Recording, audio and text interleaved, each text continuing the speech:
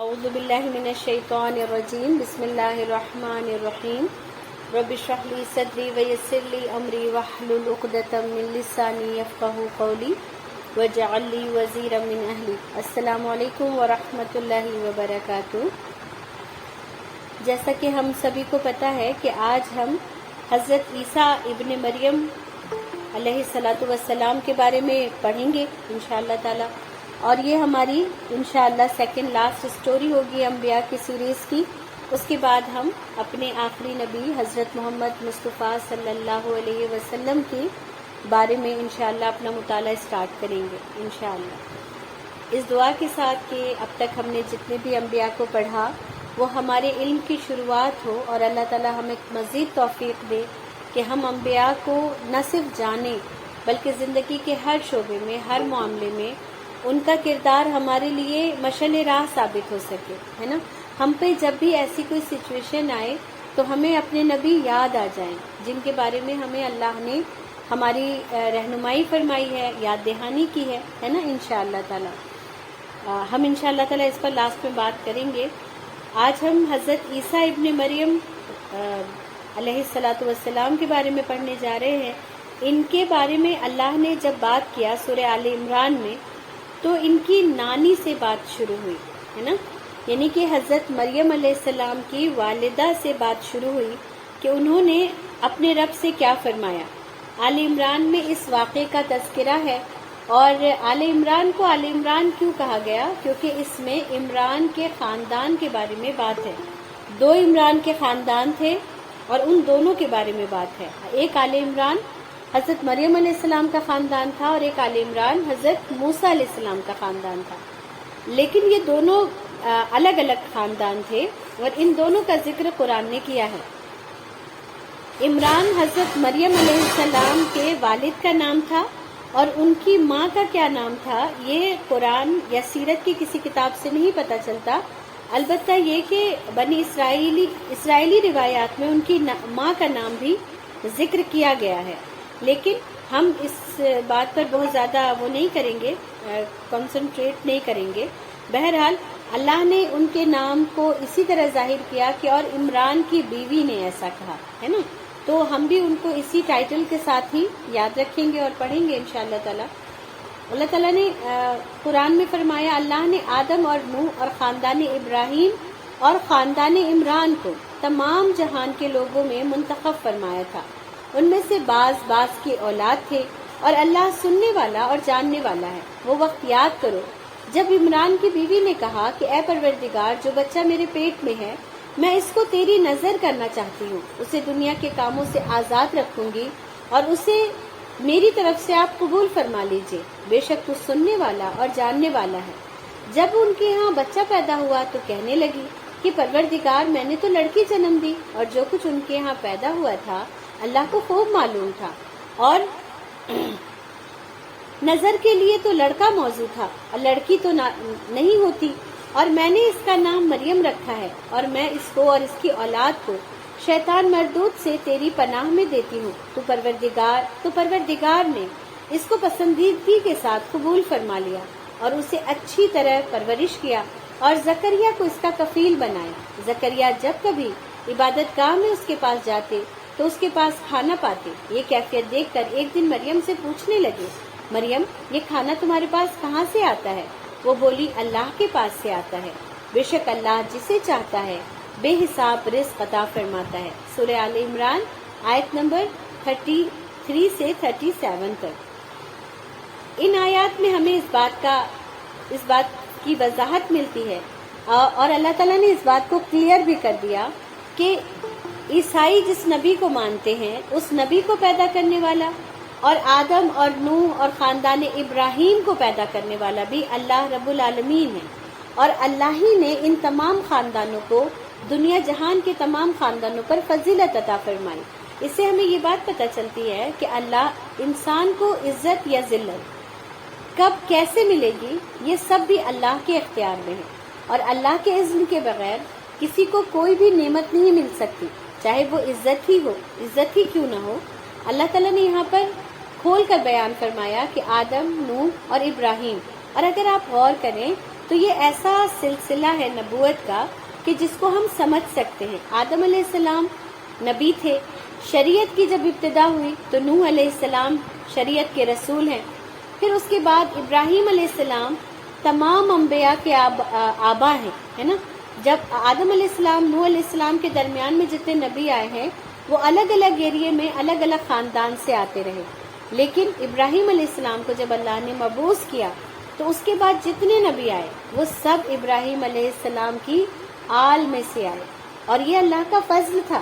جس طرح اللہ نے پہلا انسان بنایا اور پہلا نبی حضرت آدم کو فوقیت دی، نوح علیہ السلام کو شریعت میں فوقیت دی، اور اسی طرح سے ابراہیم علیہ السلام کی آل سے ساری جتنے بھی اس کے بعد انبیاء آئے اللہ نے انہی کے خاندان میں سے انبیاء بھیجے۔ تو اب اللہ تعالیٰ ایک اور ایڈیشنلی بات جو فرما رہا ہے وہ کیا، اور خاندان عمران کو بھی میں نے کچھ فضیلت عطا فرمائی۔ خاندان عمران کو فضیلت آپ دیکھیں کہ ایک عمران کے خاندان سے موسیٰ علیہ السلام پیدا ہوئے، اور ایک عمران کے خاندان سے حضرت عیسیٰ علیہ السلام پیدا ہوئے۔ حضرت عیسیٰ علیہ السلام کے بارے میں یہ ہے کہ ان کی نانی، اس کے بارے میں مختلف روایات ہیں کہ ان کا جو گھرانہ تھا یہ کافی شریف اور عزت والا گھرانہ تھا، آل ابراہیم کے نسل سے تھے، اور مریم علیہ السلام کے والد بہت نیک اور عبادت گزار انسان تھے۔ ان کی اپنے وقت کے لوگوں میں بڑی عزت تھی، اور یہ بھی کہا جاتا ہے کہ ان کا جب مریم علیہ السلام کی والدہ پریگننٹ تھی تبھی ان کا انتقال ہو گیا۔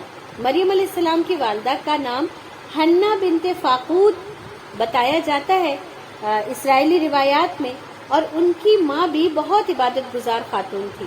حضرت زکریا حضرت مریم علیہ السلام کی بہن اشیا کے شوہر تھے، یعنی حضرت مریم علیہ السلام غالباً 2 بہن رہی ہوں یا اس سے زیادہ، لیکن حضرت مریم علیہ السلام ہی کی بہن تھی جن کے شوہر حضرت زکریا تھے۔ اس طرح زکریا علیہ السلام مریم علیہ السلام کے بہنوئی تھے، ہے نا۔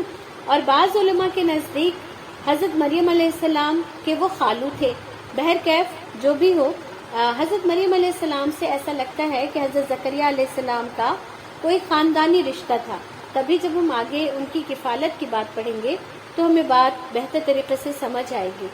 امام محمد بن اسحاق اور دیگر علماء نے یہ بیان کیا ہے کہ حضرت مریم کی والدہ کے ہاں کوئی اولاد نہیں پیدا ہو رہی تھی۔ ایک دن انہوں نے ایک پرندے کو دیکھا جو اپنے بچے کو دانہ دے رہا تھا۔ اسے دیکھ کر ان کے دل میں اولاد کی زیادہ شدید خواہش پیدا ہو گئی، اور انہوں نے اللہ سے نظر مانی کہ اگر تو نے اولاد دی تو میں اسے بیت المقدس کی خدمت کے لیے وقف کر دوں گی۔ علماء فرماتے ہیں یہ نظر مانتے ہی انہیں ماہانہ ایام آنا بند ہو گئے۔ جب وہ پاک ہوئی تو ان کے شوہر نے ان سے مقاربت کی، جس کے نتیجے میں وہ امید سے ہوئی۔ جب بچی مریم کو جنا تو کہنے لگی ربی انی وضعتها انثى واللہ اعلم بما وضعت ولیس الذکر کالانثى، پروردگار میں نے تو لڑکی کو جنم دے دیا ہے، اور اللہ تعالیٰ کو خوب معلوم تھا کہ اس نے کیا جنم دیا ہے، اور لڑکا لڑکی جیسا نہیں ہوتا۔ آپ کو امید تھی کہ لڑکا ہوگا، یعنی مریم علیہ السلام کی والدہ کو یہ امید تھی کہ ان کے ہاں بیٹا ہوگا، لیکن جب بیٹی ہو گئی تو وہ تھوڑی سی مایوس ہو گئی کہ اب یہ مسجد کی خدمت کیسے کرے گی اور میری نظر پھر کیسے پوری ہوگی۔ لیکن اللہ تعالیٰ نے کیا فرمایا، وَإِنِّي سَمَّيْتُهَا مریم، اور میں نے اس کا نام مریم رکھا۔ اس سے یہ اس میں اختلاف ہے کہ یہ بات ان کی ماں نے کہی یا اللہ تعالیٰ نے۔ بہرکیف ان کا نام مریم رکھا گیا، اور اس سے یہ بھی پتہ چلتا ہے کہ اس زمانے میں بھی بچپن ہی میں بچوں کے نام رکھ دیے جاتے تھے۔ اور صحیحین میں حضرت انس کا واقعہ مروی ہے کہ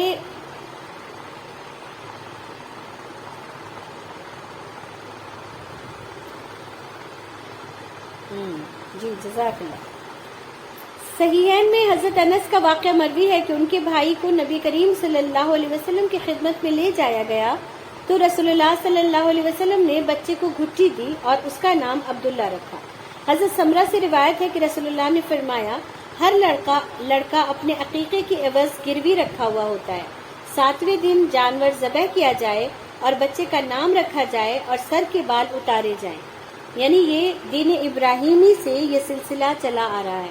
ہمیں یہ نہیں سمجھنا چاہیے کہ عقیقے کا اور بال اتروانے کا جو وہ ہے اسلامی شعار ہے، اسلامی کانسیپٹ ہے، وہ امت محمدیہ میں ہے صرف، بلکہ دین ابراہیمی میں اس بات کی وضاحت موجود تھی، اور ابراہیم علیہ السلام کے دین کو فالو کرنے والے لوگ اپنے بچوں کا نام بھی رکھتے تھے، 7ویں ہی دن عقیقہ کر لیتے تھے اور بال بھی اترواتے تھے۔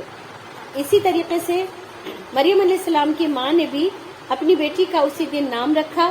حضرت مریم کی والدہ نے ایک اور دعا کی جس کو ہم نے ابھی پڑھا تھا سورہ آل عمران میں، تو سب اپنے پاس لکھ لیں گے اس کو کہ سورہ آل عمران میں اس دعا کا ذکر ہے، جس دعا کو کسی بھی نوزائیدہ بچہ جو پیدا ہو اس پر یہ دعا پڑھنا چاہیے۔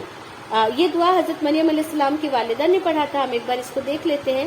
انی اعیذھا بک، بے شک میں اس کو پناہ میں دیتی ہوں آپ کی، وذریتھا، اور اس کی اولاد کو بھی، من الشیطان الرجیم، شیطان مردود سے۔ اور اللہ تعالیٰ نے ان کی اس دعا کو قبول بھی فرمایا۔ حضرت ابو ہریرہ سے روایت ہے کہ نبی صلی اللہ علیہ وسلم نے فرمایا، ہر بچے کو پیدائش کے وقت شیطان چھوتا ہے، وہ شیطان کے چھونے کی وجہ سے چیخنے لگتا ہے، سوائے حضرت مریم اور ان کے بیٹے حضرت عیسیٰ علیہ السلام کو۔ اس کے بعد حضرت ابو ہریرہ نے فرمایا، چاہو تو یہ آیت پڑھ لو، انی اعیذھا بک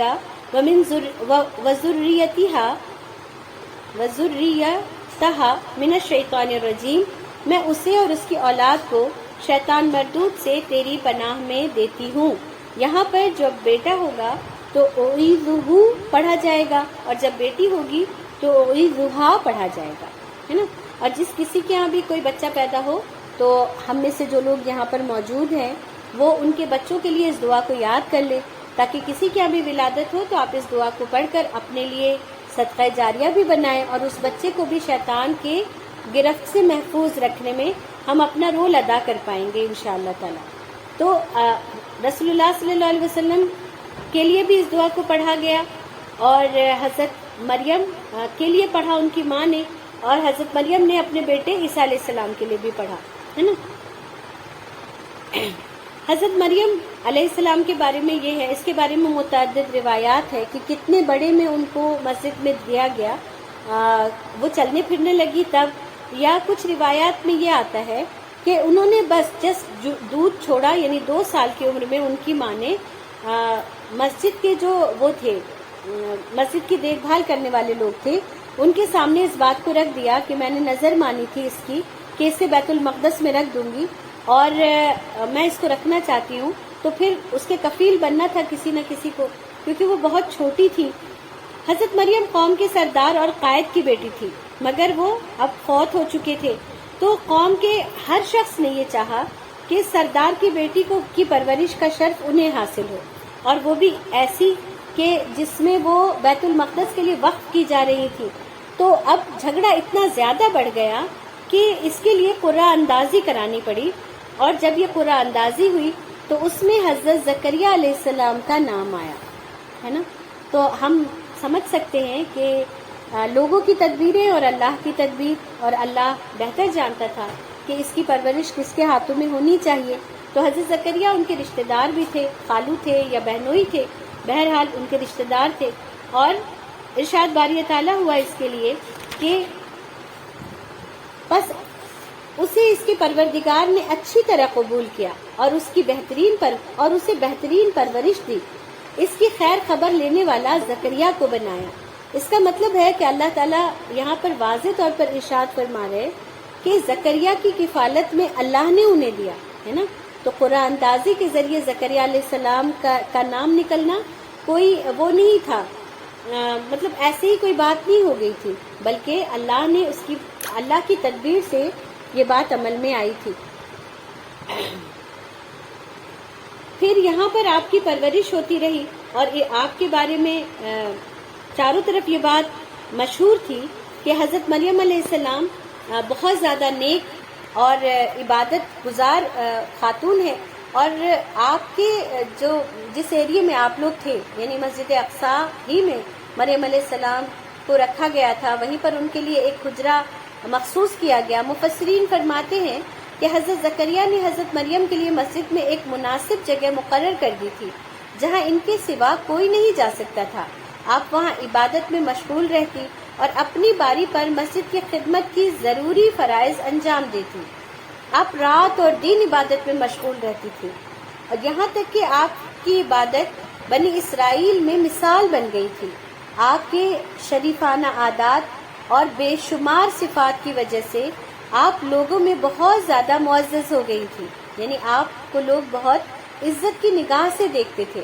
دیکھیں یہاں پر یہ بات ضرور نوٹ ڈاؤن کر لیں گے کہ آپ کی نیکیاں جب لوگوں کو نظر آتی ہیں تو لوگ عزت کرتے ہیں، لیکن ایک ایسی امیج بنا لیتے ہیں، ایک ایسی چیز بنا لیتے ہیں کہ اس انسان سے کسی غلطی یا کسی ایسی انہونی چیز کا وہ اسے برداشت ہی نہیں کر پاتے، ہے نا۔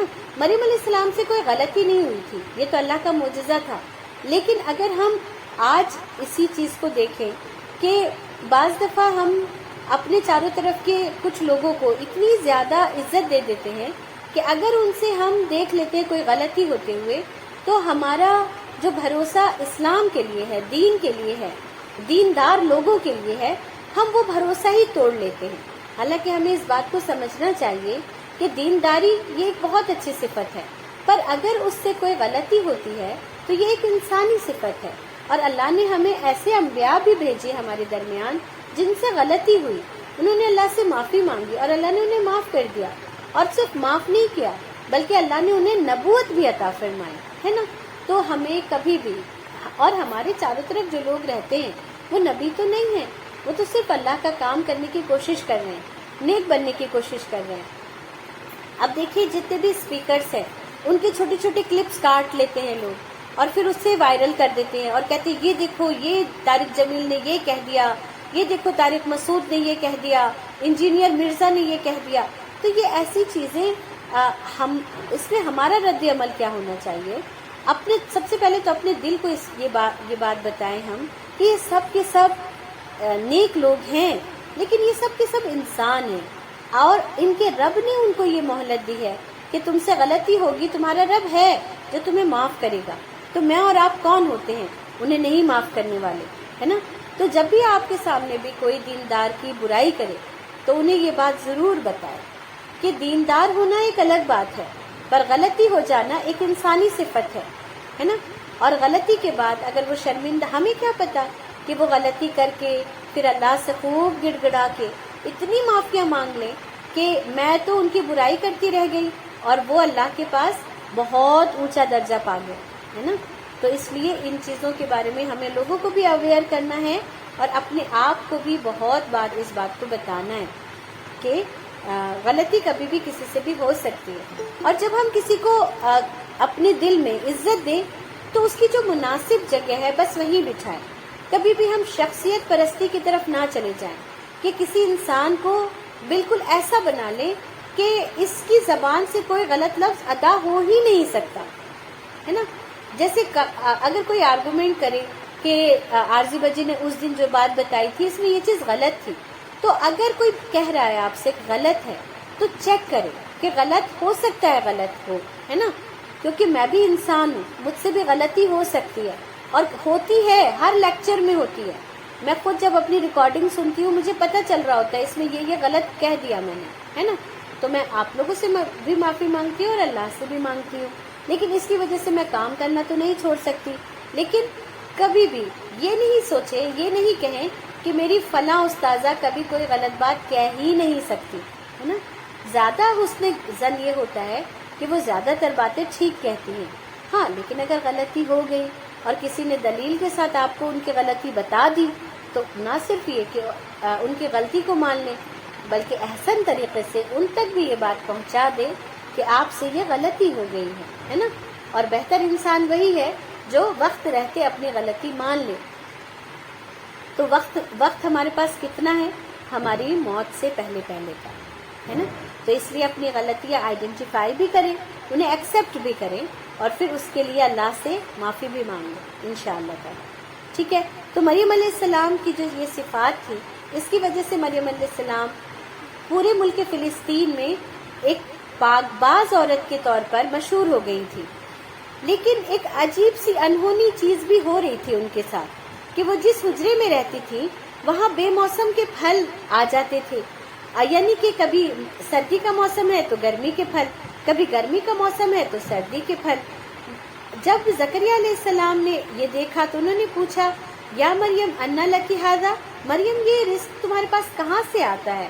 مریم علیہ السلام نے فرمایا یہ اللہ کے پاس سے ہے، بے شک اللہ تعالیٰ جسے چاہے بے حساب روزی عطا کرتا ہے۔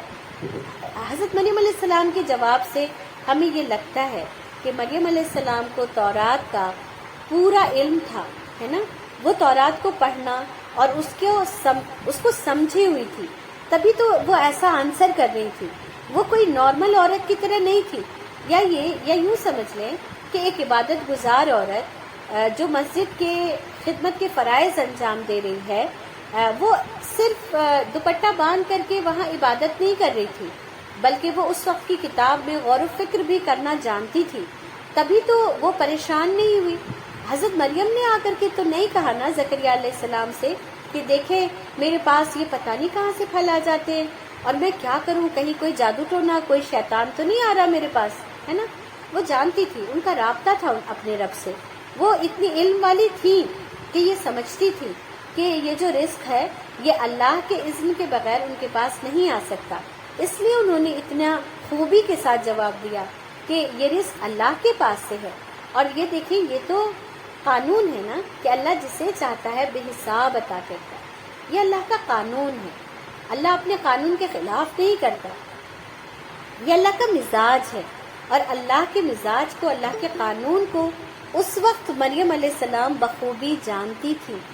میں یہ اس بات کو اتنا زور دے کے اس لیے کہہ رہی ہوں کہ ہم کبھی بھی اپنی ان پرانی جو ہماری وہ ہیں مائیں ہیں، ان کو اس نظریے سے نہیں دیکھتے کہ یہ بہت بڑی اسکالر تھی، یہ بہت پڑھی لکھی ایجوکیٹڈ لیڈیز تھی، تبھی ان کی سماج میں اتنی وقت تھی اور اتنے بڑے کام کر کے یہ لوگ گئیں۔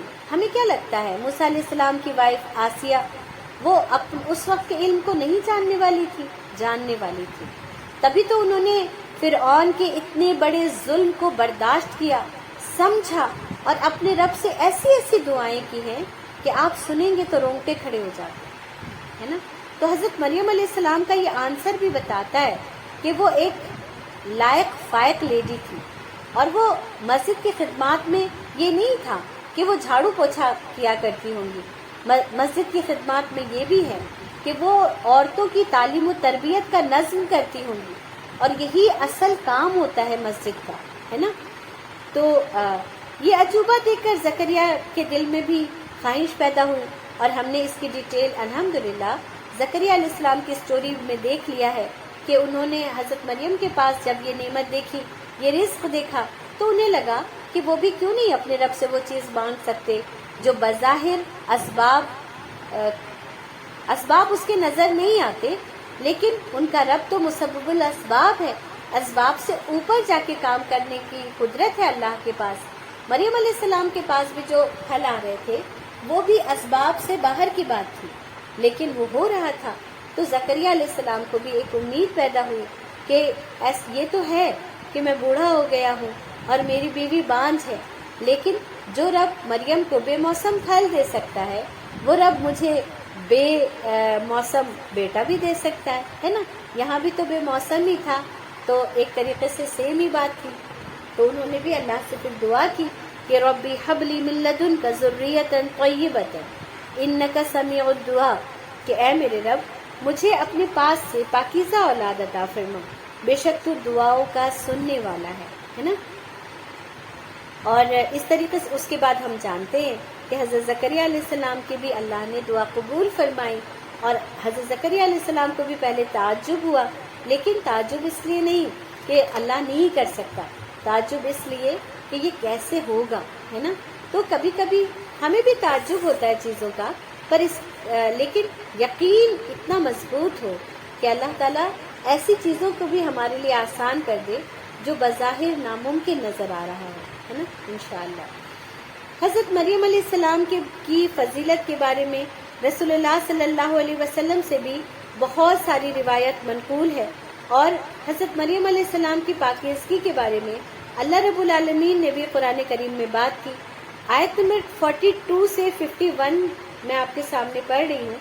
اور جب فرشتے نے مریم سے کہا مریم اللہ نے تم کو پاکیزہ کیا ہے اور اللہ نے تمہیں چن لیا ہے اور تمہیں پاک بنایا ہے اور جہان کی عورتوں میں تمہیں منتخب کیا ہے. مریم اپنے پروردگار کی فرمانبرداری کرنا اور سجدہ کرنا اور رکوع کرنے والوں کے ساتھ رکوع کرنا. اے محمد یہ باتیں غیب کی خبریں ہیں جو ہم تمہارے پاس بھیجتے ہیں.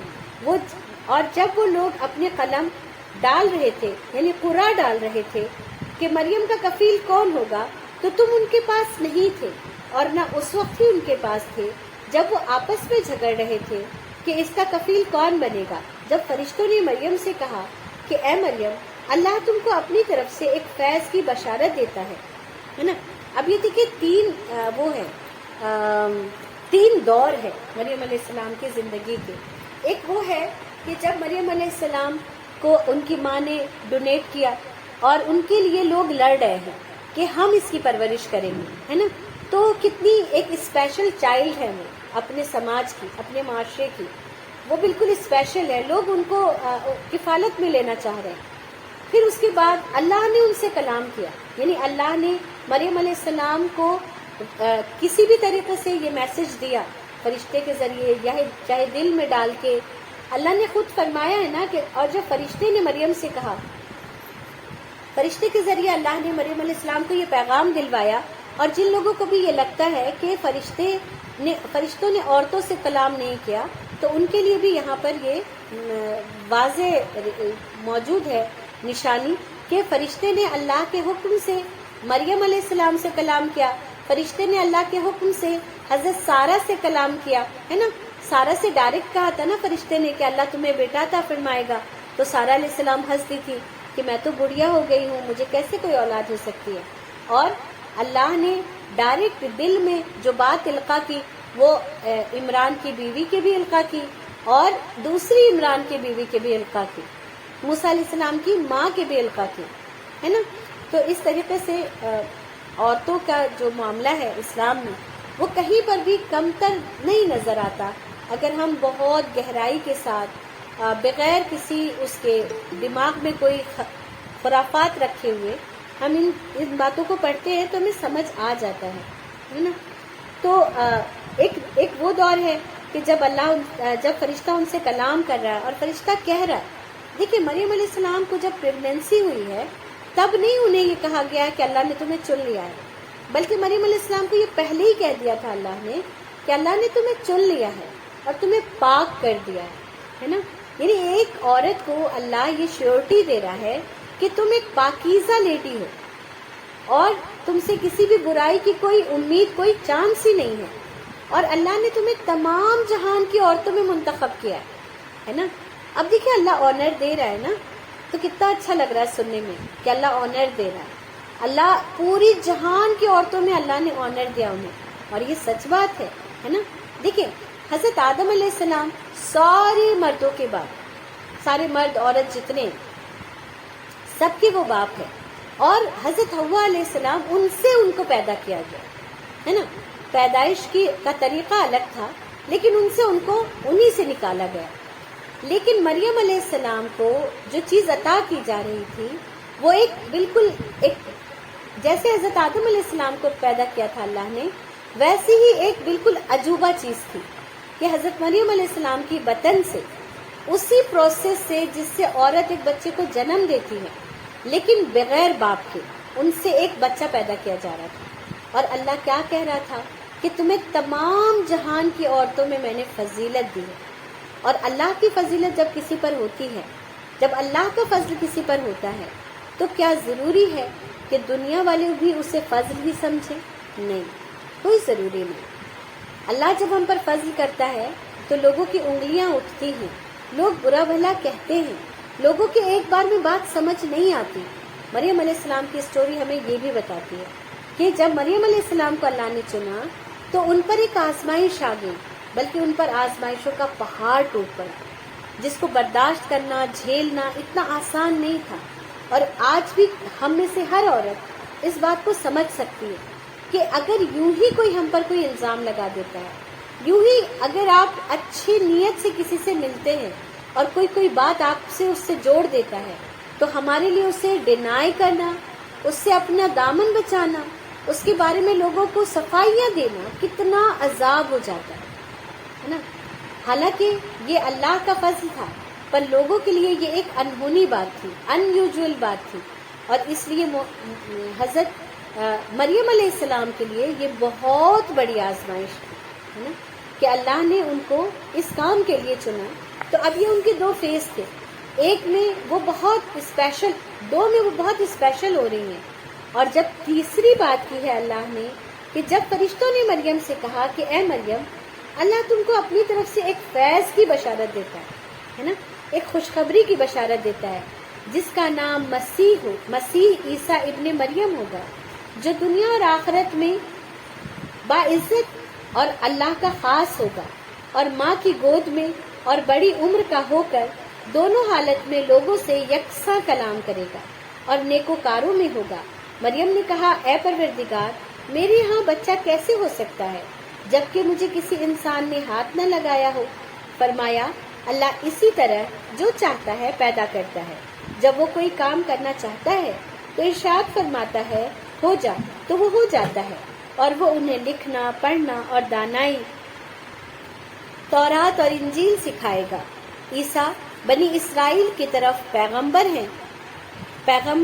ہو کر آئیں گے اور کہیں گے کہ میں تمہارے پاس تمہارے پروردگار کی طرف سے نشانی لے کر آیا ہوں، اور یہ کہ تمہارے سامنے مٹی کی مورت بشکل پرندہ بناتا ہوں، پھر اس میں پھونک مارتا ہوں تو وہ اللہ کے اذن سے سچ مچ پرندہ بن جاتا ہے۔ اب یہاں سے حضرت عیسیٰ علیہ السلام کے کرامات کے بارے میں ہے، لیکن مریم علیہ السلام کی جو وہ ہے اسٹوری ہے، اس میں جو چیز ہمارے سمجھ میں آتی ہے کہ دو لیڈیز ہیں جن کو اللہ نے نہ صرف اپنی سمجھ عطا کی ہے بلکہ اس سمجھ سے وہ اللہ کا کام بھی کرنا چاہتی ہیں۔ دیکھیے حضرت مریم علیہ السلام کی والدہ، آپ ان کو دیکھیں کہ وہ خود کتنی اللہ کی کتنی برگزیدہ بندی تھی، اللہ کو کتنا سمجھنے والی، جاننے والی بندی تھی کہ وہ پریگننٹ ہوئی تو انہوں نے اس بچے کو اللہ کے لیے ڈونیٹ کرنے کا فیصلہ کر لیا۔ وہ اللہ کو کتنا جانتی تھی، ان کا اللہ پر کتنا یقین تھا، اور ان کی ایمان کا کیا لیول تھا، اللہ کے لیے کام کرنے کا کتنا جذبہ تھا کہ انہیں یہ بات پتا تھی کہ وہ اگر اپنے بچے کو اللہ کی راہ میں لگا دے گی تو اس سے بڑا کوئی سرمایہ نہیں ہو سکتا، اس سے بڑا دین کا کوئی کام نہیں ہو سکتا کہ وہ اپنے لخت جگر کو اللہ کے لیے لگا دے، اور وہ پریگننسی میں ہی اپنے بچے کو اللہ کے لیے وقف کر دے رہی ہے نا۔ تو یہ بہت بڑی بات ہے حضرت مریم علیہ السلام کی والدہ کے لیے۔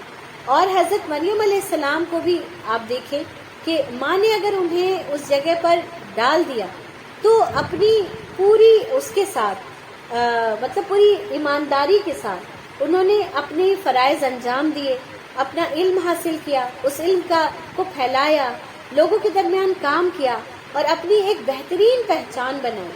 اس وقت بھی بہت ساری بچیاں ہوں گی جو کھیلتی کودتی ہوں گی، دوسرے اور کام کرتی ہوں گی، لیکن مریم علیہ السلام نے ان چیزوں سے اپنے آپ کو الگ رکھا اور اسپیشل بنی، اور تب اللہ نے انہیں یہ کہہ دیا کہ اب میں تم سے ایک کام لینے والا ہوں، ہے نا۔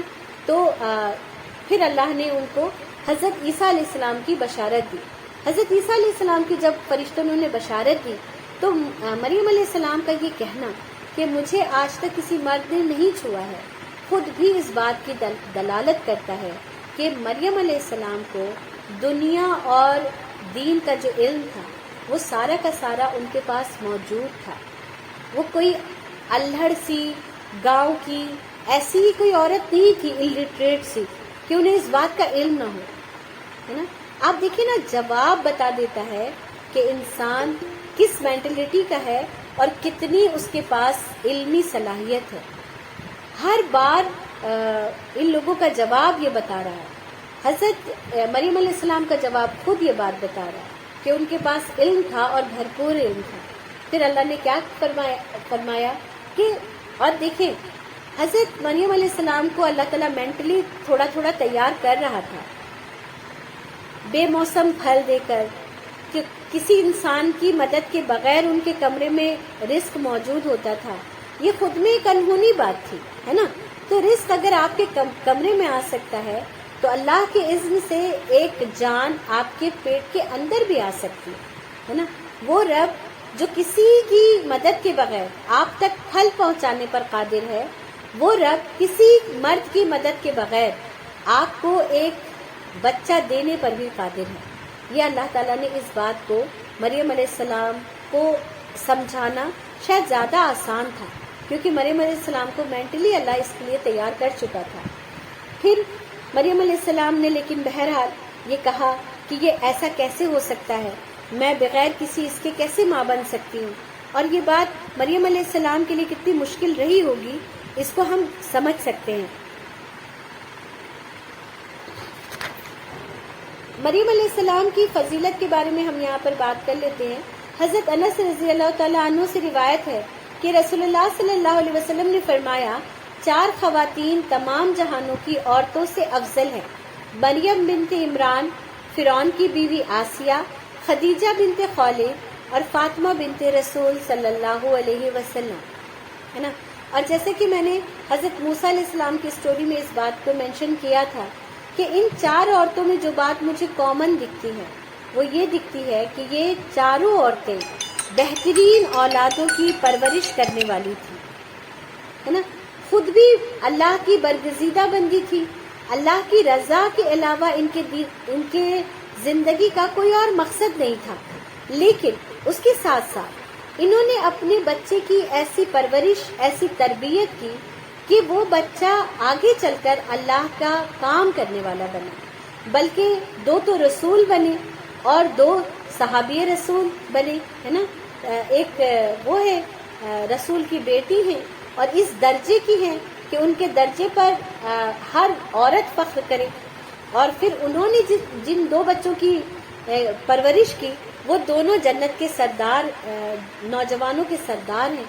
تو ایک جو پیٹرن ملتا ہے ان چاروں میں وہ یہی ملتا ہے کہ بہترین پرورش ان ماؤں نے کیا تو اللہ نے انہیں افضل ترین عورتوں میں شمار کیا. آپ دیکھیں حضرت مریم کا بھی وہی معاملہ ہے. فرعون کی بیوی آسیہ کو بھی جنتی اللہ نے کہہ دیا. خدیجہ رضی اللہ تعالیٰ عنہ کے بارے میں آپ دیکھیں کہ اللہ نے ان کو دنیا میں سلام بھجوایا. کہا کہ جبرائیل امین نے فرمایا کہ یا رسول اللہ، یہ خدیجہ ہیں جو آ رہی ہیں، ان کے ہاتھ میں سالن ہے اور ان کو میرا اور ان کے رب کا سلام پہنچا دیجیے گا. کتنے آنر کی بات ہے نا کہ سلام میں ہم کیا کہتے ہیں کہ السلام علیکم ورحمۃ اللہ، اللہ کی تم پر سلامتی ہو اور رحمت ہو. جس اللہ کے نام سے ہم دعا دیتے ہیں وہ رب اگر کسی کو سلامتی کہہ رہا ہو تو یہ کیسی سلامتی ہے نا. لیکن پھر بھی ہم دیکھیں کہ ان کی زندگی میں کتنے اتار چڑھاؤ تھے، ہے نا. تو اللہ کی سلامتی یہ نہیں ہوتی کہ ہماری زندگی میں کوئی تکلیف نہ ہو، کوئی غم نہ ہو، کوئی پریشانی نہ ہو، بلکہ اللہ کی سلامتی کس بات میں ہے کہ آگے کیا فرمایا جبرائیل امین نے کہ ان کے لیے جنت میں موتیوں کا محل ہے جہاں نہ کوئی شور ہوگا نہ کوئی غل، ہے نا. تو اللہ کی سلامتی کس بات میں ہے کہ میرے اور آپ کے مقدر میں جنت لکھ دی جائے، ہے نا. ہم اس لیول کی اپنے بچوں پر محنت کریں، کام کریں کہ اللہ تعالیٰ ہمارے لیے اپنے پاس ایک گھر گارنٹیڈ لکھ دے، ہے نا. تو اللہ سے دعا کرتے ہیں کہ اللہ تعالیٰ ہمیں ویسی ماں بھی بنائے اور ہمارے بچوں کو بھی یہ توفیق دے کہ وہ ہماری پرورشوں کی لاج رکھیں اور ہمارے لیے جنت کو کنفرم کرنے میں ہماری مدد کریں، ہے نا. جن کے بچے بھی سن رہے ہوں گے ان سے یہ التجا ہے کہ اپنے ماؤں کی چھوٹی چھوٹی کوششوں کو آپ پورا ہونے دیں اور اللہ کے یہاں ان کو باعزت مقام پانے کا باعث بننے دیں انشاءاللہ تعالی. تو ہم یہیں پر اپنی کلاس کو ایک اور وہ کر لیتی ہوں. حضرت عائشہ رضی اللہ تعالیٰ عنہ سے روایت ہے کہ جب ان کو یہ حضرت فاطمہ جب رسول اللہ صلی اللہ علیہ وسلم کے پاس آئی تھی، جب بیمار تھے آپ، تو وہ آپ پر جھکی اور آپ نے ان سے کوئی بات کہی تو وہ رونے لگی. پھر آپ ہنس دی. تو حضرت عائشہ نے بعد میں جب حضرت فاطمہ سے دریافت کیا تو انہوں نے فرمایا کہ نبی کریم نے فرمایا کہ اسی بیماری میں وفات پا جاؤں گا. تو میں رونے لگی. پھر میں جھکی تو آپ نے فرمایا گھر کے افراد میں سے سب سے پہلے فوت ہو کر میں آپ سے ملوں گی. اور یہ بتایا کہ مریم بنت عمران کے سوا، ہے نا، اصل چیز یہی ہے کہ مریم بنت عمران کے سوا تمام خواتین جنت کی سردار میں ہوں گی. تب میں ہنستی، ہے نا. تو اس کا مطلب ہے کہ مریم علیہ السلام کو اللہ نے واقعی تمام جہان کی عورتوں میں، نبیوں کی بیویوں میں، ہر ایک میں اللہ نے انہیں بہت اونچا مقام عطا فرمایا، ہے نا. اور دیکھیں اور کیوں یہ مقام عطا فرمایا، کیوں یہ مقام عطا فرمایا؟ کیونکہ ان پر جو آزمائش آئی وہ بھی تو بہت بڑی تھی، ہے نا. تو آزمائش بڑی کے بغیر مقام کا بلند ملنا ناممکن ہے نا. اور آزمائش آئے اس پر بھی ہم اپنی تمام شکوے شکایت سب کچھ اللہ سے کریں. مریم علیہ السلام جب اللہ سے بات کرتی ہے نا تو آپ کو لگے گا کہ یہ میرے ہی جیسی ہیں، لیکن آپ دیکھیں گے کہ دوسرے ہی پل جب وہ لوگوں کے درمیان ہوتی ہیں تو وہ بالکل شکایت نہیں کرتی ہیں اپنے رب سے، ہے نا. تو اللہ سے چپکے چپکے شکایت کرنے میں کوئی حرج نہیں، لیکن لوگوں کے سامنے یہ بتا دینا کہ مجھے بھی اپنے رب سے شکایت ہے، اس میں حرج ہے نا. انشاءاللہ تعالیٰ اس پر ہم اگلے ہفتے بات کریں گے آگے، اس امید کے ساتھ کہ اللہ تعالیٰ ہمیں حضرت مریم علیہ السلام کی زندگی سے کچھ نہ کچھ لے کر اٹھنے والا بنائے، اور ہم حضرت مریم علیہ السلام کی بیٹیاں ہونے کے ناطے ان کی زندگی سے سیکھ لے کر اپنی زندگیوں میں بھی مشکلوں سے ہمیں لڑنا آئے، اللہ پر توکل کرنا آئے، اور اللہ کی رضا والی زندگی گزارنا ہم سیکھ جائیں. اللہ سے اس دعا کے ساتھ آج کی کلاس ہم ختم کرتے ہیں. سبحانک اللہم و بحمدک، نشہد ان لا الہ الا انت، نستغفرک و نتوب الیک. سبحان ربک رب العزت عما یصفون، وسلام علی المرسلین، والحمد للہ رب العالمین. آمین. السلام علیکم ورحمۃ اللہ وبرکاتہ. وعلیکم السلام ورحمۃ اللہ وبرکاتہ.